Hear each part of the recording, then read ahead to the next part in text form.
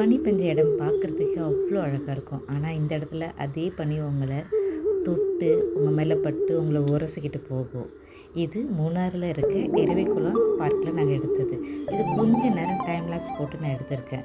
எனக்கு இந்த இடத்த விட்டு வரத்துக்கே மனசே வரல. அவ்வளோ ரம்மியமாக இருந்தது. பார்க்க ரொம்ப பிடிச்சிருந்துச்சு. நீங்களும் பார்த்துட்டு சொல்லுங்கள் உங்களுக்கு பிடிச்சிருக்கான்னு.